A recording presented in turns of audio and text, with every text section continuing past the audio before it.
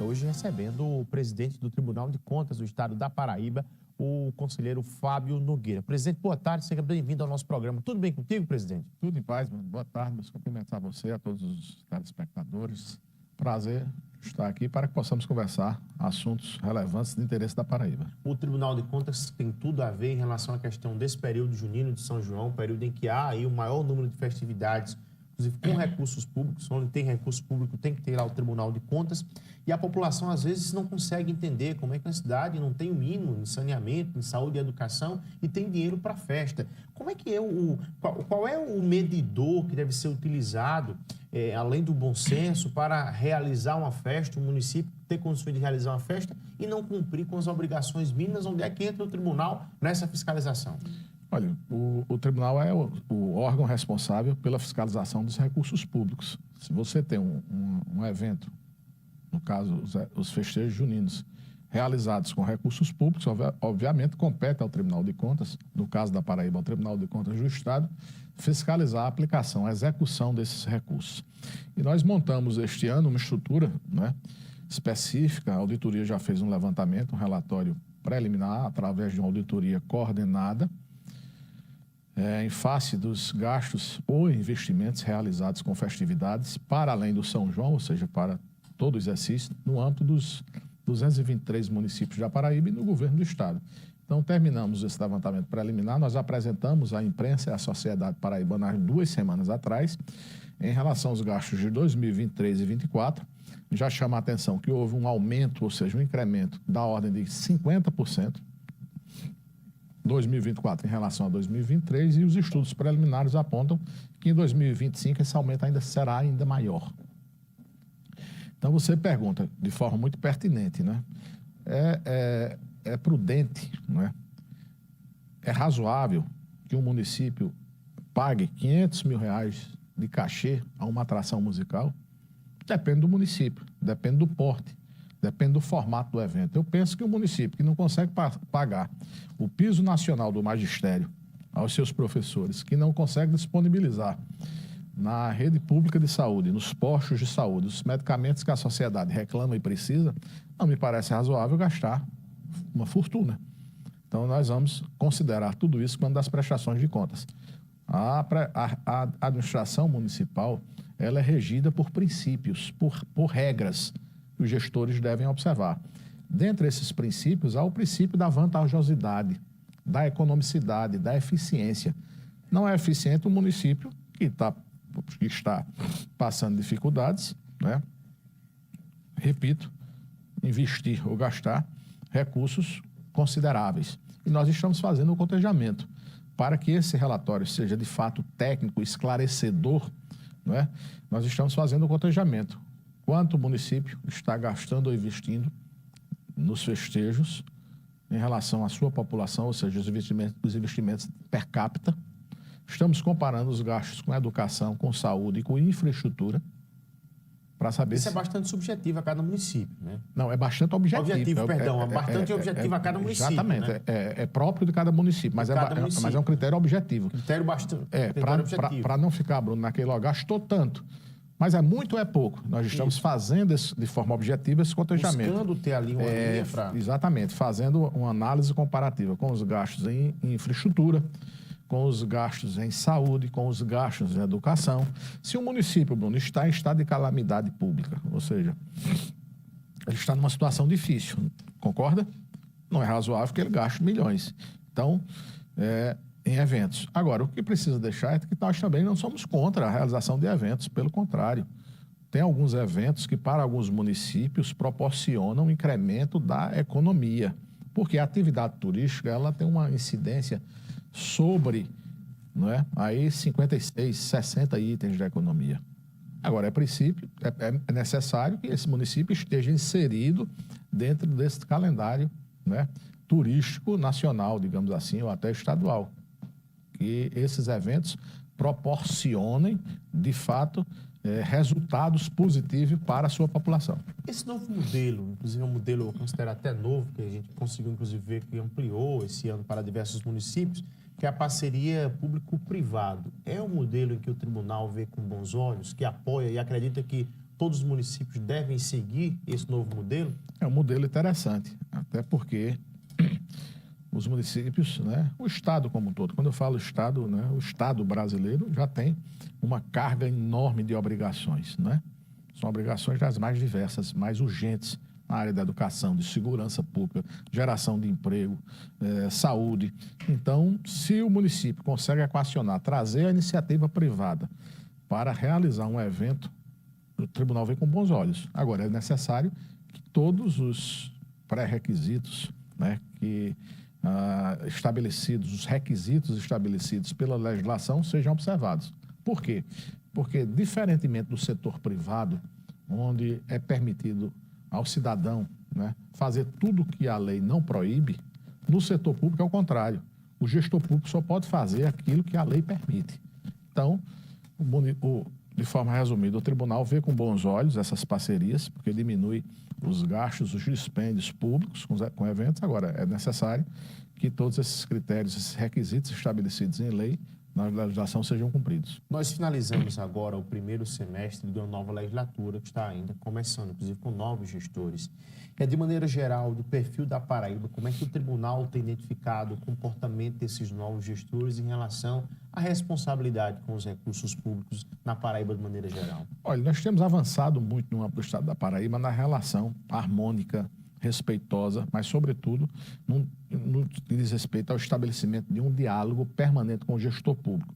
Foi-se o tempo em que os órgãos de controle, os tribunais como um todo, não só o Tribunal de Contas, mas o próprio Judiciário, tinham uma postura mais equidistante da população. Hoje, os tempos modernos reclamam uma conversa, um diálogo. Então, os gestores, ao assumirem agora, os novos gestores já foram convidados, né, para diversos encontros com o nosso Tribunal de Contas.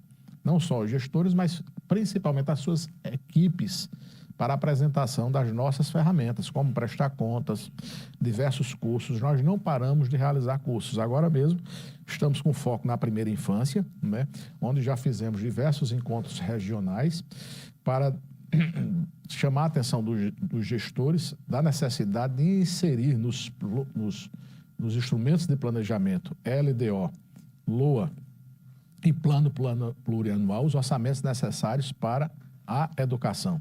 Então, é um viés do controle externo moderno, contemporâneo, essa conversa com os gestores. E a gente percebe que a grande maioria quer acertar, a grande maioria vem com esse espírito de responsabilidade, sabe das responsabilidades que recaem sobre os seus ombros, porque ser gestor público não é fácil, não é para amador. Você tem de ter noção, não é, da legislação, você tem de ter a vocação do empreendedorismo, né, da gestão pública, para administrar uma gestão, e tem de, sobretudo, de se cercar de auxiliares competentes para que a expectativa da população seja de fato alcançada. Esse perfil que o senhor traça de gestores mais bem intencionados na Paraíba, o senhor acha que é graças a esse novo momento em que a gente vive, de uma gestão mais conectada, uma gestão, inclusive, que tudo ali se acompanha via rede social, da população, inclusive, que compara mais, que é quando você tem uma rede social ali, que você vê um gestor de uma cidade fazendo, você quer que o seu gestor da cidade faça também. Essa obrigação de acompanhar aquilo que é bom faz com que eles sejam mais responsáveis também? Faz, sim, Bruno. Os tempos mudaram muito, né? Antigamente você só tinha notícia de um fato que acontecia no interior da Paraíba pela rádio, né? Jornal do outro dia. Hoje não, hoje a notícia é online, instantânea. E tudo que acontece, tanto faz acontecer na capital como no município mais distante, né? Em segundos já é notícia, já está sendo noticiada através da rede mundial, no mundo inteiro. Então, hoje, o gestor público ele está muito bem conectado. E essa conexão, ela também alcança os órgãos de controle. Nós conseguimos esses canais com os gestores de forma online, permanente. Então, isso facilita muito. Facilita a prestação de contas, facilita as informações que são emanadas dos órgãos de controle, facilita os esclarecimentos que eventualmente são necessários quando a gente enxerga algum problema. E o fato é que o controle hoje ele está mais ágil, mais eficiente. Para fazer tudo isso acontecer no Tribunal de Contas, tem todo um time, além dos conselheiros, os auditores, todo um time que faz acontecer para a garantia da eficiência dos recursos públicos, né?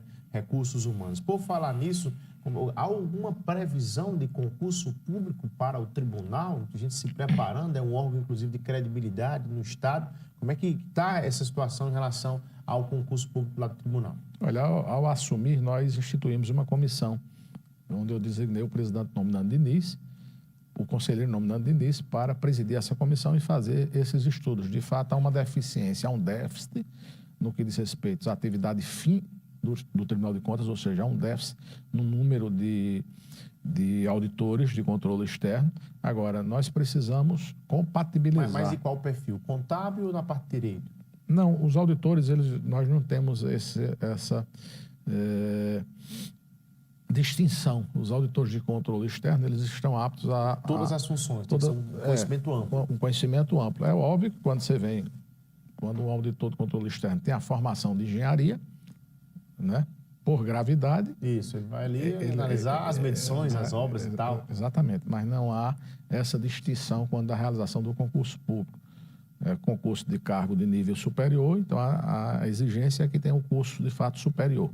Pode ser na área de medicina, na área de direito, na área de engenharia, não tem problema.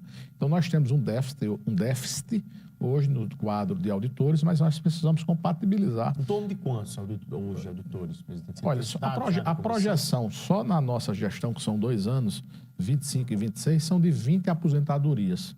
Só de aposentadoria? De auditores de controle externo. No quadro aí de 150, 180 é o que prevê o plano de cargos e salário. Nós estamos hoje com 140, mais ou menos, ou seja, tem um déficit aí relevante. E a projeção de mais 20 aposentadorias na nossa gestão reclama medidas. Só que a gente precisa compatibilizar essa necessidade com a questão orçamentária, os gastos, os limites de pessoal. Então, hoje, no momento, o Tribunal de Contas não pode fazer nenhum concurso público. Em relação ao coro do 10º, que não atende ali por conta do nosso orçamento e dos limites dos gastos com o pessoal. Então, quando melhorar a situação, nós vamos, com certeza, realizar concurso público. Nós temos em aberto, por exemplo, eu prorroguei por mais de 2 anos, o concurso de conselheiro substituto. Nós temos 2 vagas aí para convocar. Estamos segurando um pouco em função dessa compatibilidade que é necessária com a questão orçamentária e os limites de pessoal. Falando nessa questão de estrutura, da atividade fim do Tribunal de Contas como um todo, vez por outra, há quem levante o debate, principalmente na Assembleia, sobre a criação de um TCM, o Tribunal de Contas dos Municípios. O senhor, como alguém com expertise dentro do tribunal, conhece bem pela sua história lá dentro, como é que o senhor analisa esse debate? Como é que o tribunal analisa esse debate de sentar na mesa e se ampliar a criação de um Tribunal de Contas dos Municípios? Olha, eu acho que essa questão está superada.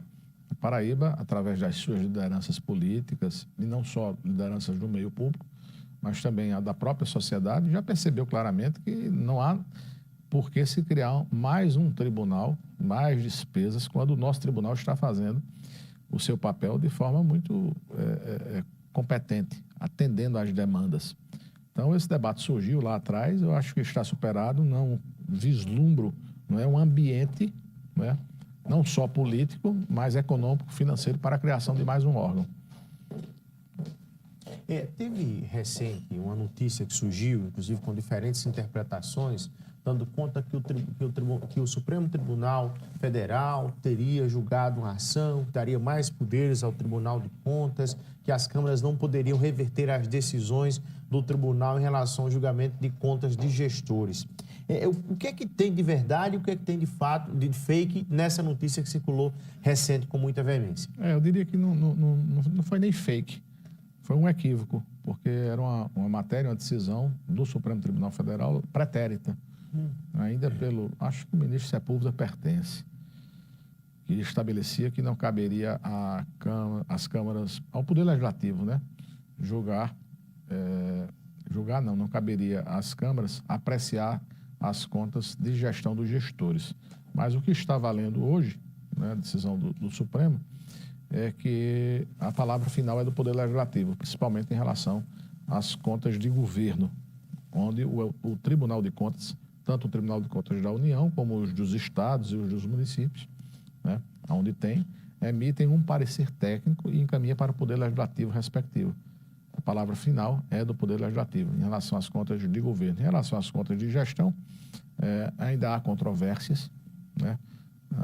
O Supremo Tribunal Federal decidiu recentemente que não haveria essa distinção, que caberia ao Poder Legislativo, mas em relação, por exemplo, a convênios, onde os gestores assinam, fez essa distinção, ou seja, nós estamos mantendo essa linha, fazendo em acórdãos, né, decisões separadas, porque entendemos, sim, que quando há ordenação de despesas, o respectivo Tribunal de Contas é o órgão competente para fazer o julgamento. Presidente, muito obrigado pela participação conosco, um grande abraço e boa sorte na sua caminhada. Tá? Nós que agradecemos a oportunidade, estamos à disposição. Muito obrigado. Olha, antes de finalizar